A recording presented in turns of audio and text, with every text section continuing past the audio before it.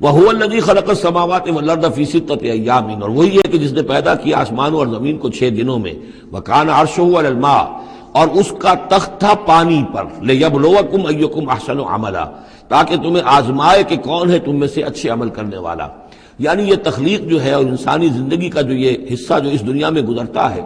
اس کا جو اصل مقصد ہے وہ ہے امتحان۔ قلزم ہستی سے تو ابھرا ہے مانند حباب، اس زیاں خانے میں تیرا امتحان ہے زندگی۔ باقی یہ کہ کان عرشہ علی الماء، اس کا تخت پانی پر تھا، اس کے معنی کیا ہیں؟ میرے نزدیک اب بھی یہ آیات متشابہات میں سے ہے، لیکن ایک انداز ایسا ہے کہ جس سے محسوس ہوتا ہے کہ شاید وہ اس کی طرف اشارہ کیا جا رہا ہو کہ یہ دنیا جب بنی ہے، یہ زمین جب ٹھنڈی ہونے لگی ہے تو ٹھنڈی ہو کر اس کے بخارات نکلے ہیں، اور وہ اس کے گرد جو فضا بنی ہے، ایٹماسفیئر، اس کے اندر یہ گیسز گئی ہیں۔ ان گیسز کے اندر جو ہے ہائیڈروجن اور آکسیجن کے ذریعے سے پھر پانی پیدا ہوا ہے،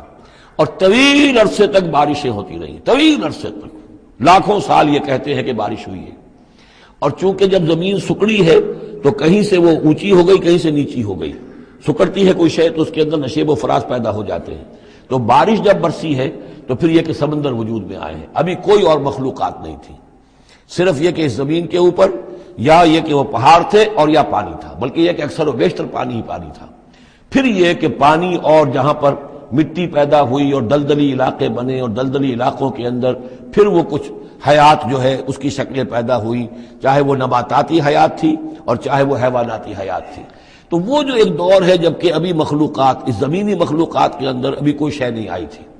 کوئی حیوانات نہیں، کوئی سمندر کے کوئی جانور نہیں، کوئی زمین کے اوپر خشکی کے جانور نہیں، تو اس وقت جو ہے گویا کہ اللہ تعالیٰ کا جو تخت حکومت ہے اس زمین کی حد تک وہ پانی کے اوپر تھا۔ واللہ اعلم۔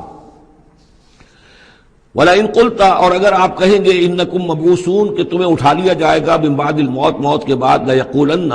تو کہیں گے وہ لوگ الذین کفروا جنہوں نے کفر کیا، ان ھذا الا سحر مبین، نہیں یہ تو کھلا جادو ہے۔